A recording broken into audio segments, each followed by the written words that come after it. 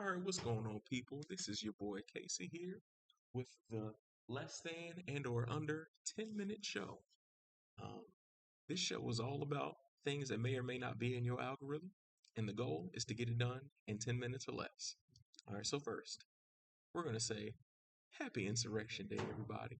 Today is a day that is going to go down in history or infamy or whatever you want to call it. Today is the day 4 years ago where people decided to poop in their hand and smear it on a wall. Um, People decided to wear motorcycle helmets and storm the Capitol. People who are good tax paying, good church going Americans decided, you know what? We're going to go on ahead and we're going to climb over this wall. Let's break the law. Let's break it. Let's beat police officers up, Capitol police officers. Let's beat them up and storm the Capitol. So yeah, happy Insurrection Day, everybody. Second, we're gonna talk about sports. I'm flying today. It's only been a minute. I ain't halfway through yet, but y'all will see. We going. Um, MVP race in the NBA. I love basketball. So I'm gonna talk about it. There's two things we're gonna talk about, and one is the MVP race. Nikola Jokic is the MVP of the league or the association. I don't care what anyone says. The man is number two in points per game. The man is number two in assists per game.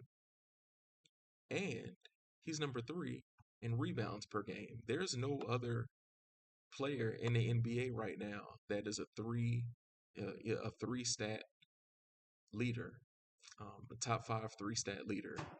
Anthony Davis, he's got he's fifth in rebounds, third in blocks. Um, yeah, I mean, even LeBron James not even doing two stats. He's number four in assists per game, but that's it. So yeah, Nikola Jokic by far, um, and it's yeah by far, and it ain't close. The Joker, even though his team sucks, even though the Denver Nuggets are terrible, doesn't matter. The most valuable player is the most valuable player. It's not a team award; it's an individual award. I don't care if the Denver Nuggets are in last place. I don't care if out of 32 teams, the Denver Nuggets finish number 32 and they get the number one overall pick next year. Guess what? Nikola Jokic is going to get double and triple and quadruple teamed every single night, and he's still putting up numbers. Anybody that can do that is the MVP. Next, Trae Young. Let's talk about Trae Young because I'm a Trae Young fan. Trae Young stan. Love what Trae Young has done for the city of Atlanta. He's brought us to the playoffs several times, with little to no help. We tried to bring in DeJounte Murray. It didn't work. It's all good. Big Baby or Baby Boy, I think his name is. He did a good job. When I went to the games, I saw him. I liked what he did. He had nice little floater. Nice little jump shot. I liked it. But it just didn't work out, and he got traded away, and that's fine. Trae Young is leading the NBA in assists per game. If he doesn't make an All Star game this year, then it's rigged. Trae Young has been snubbed from All Star after All Star after All Star just because he whooped on just because he whooped up on New York. Really, every time he plays them, every time the Hawks play New York, Trae Young owns New York City. But for some reason, he never gets voted All Star. He has to be All Star this year. He's number one in assists per game. He's number 23 in points per game, but he's better than Steph Curry and James Harden.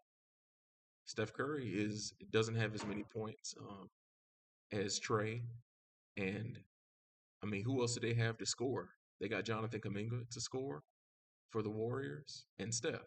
Draymond doesn't score, so I mean, who else? And then like James Harden, yeah, Trae Young's got more points than James Harden. I don't know what to tell you guys. But yeah, if Trae Young gets snubbed this year, I'm not saying he's all NBA, even though I think he is.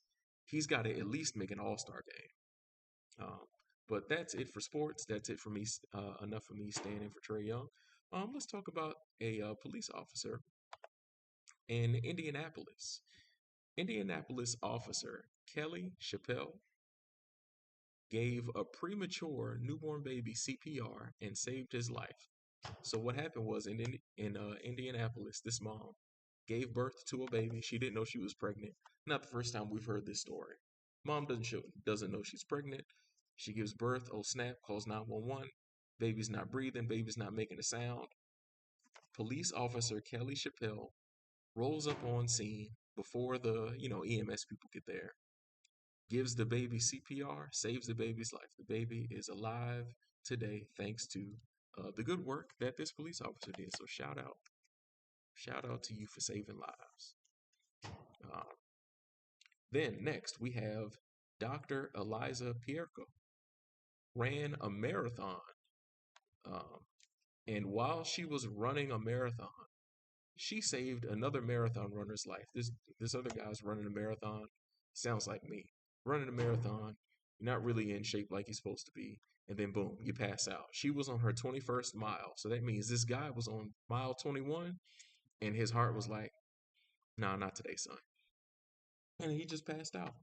And so Dr. Eliza Pierco was one of the main people who rendered aid until an AED arrived and they could save that man. So good job to Dr. Eliza Pierco putting her license on the line. She could have, let's say that this man died and Dr. Eliza Pierco was attempting to render aid. Unfortunately, medical professionals are not really um, under the Good Samaritan law.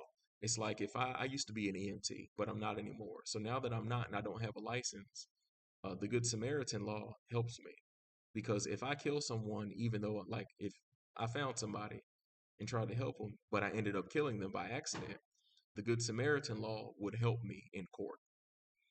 Good Samaritan law doesn't necessarily help Dr. Eliza Pierco because she's a physician and she should know better what to do if she ends up hurting that guy. So she put her license on the line and she did her thing. Good job, doctor. And then our last segment, I got about a minute or two left.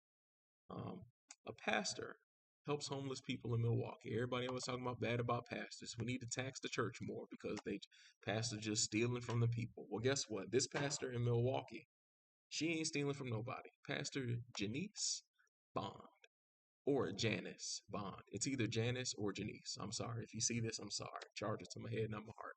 Love you. She has opened up the church where she is a pastor and is allowing homeless people to go in there and get warm because it's Milwaukee and it's January. I know it's cold up there. Shoot, it's Atlanta. I'm in Atlanta and I'm cold. I know it's cold in Milwaukee. Um, but yeah, people always talking about, XYZ to the church. Pastor Joel Osteen got in some heat because he didn't open up his whatever church that is for the people to help out with the flood and stuff. And so people see a story like that and they say, well, oh well, if he did that, then all pastors are like this. No, Pastor Bond is not. Some people love the Lord and do what the Lord say. Um, but that is it for this show. Again, thank you so much for tuning in to the 10-minute or less show. I reckon that's what I'm gonna call it. Y'all be easy, like, share, subscribe, hit your boy up, leave a comment, I'll respond. Much love to you. Be easy. God bless you.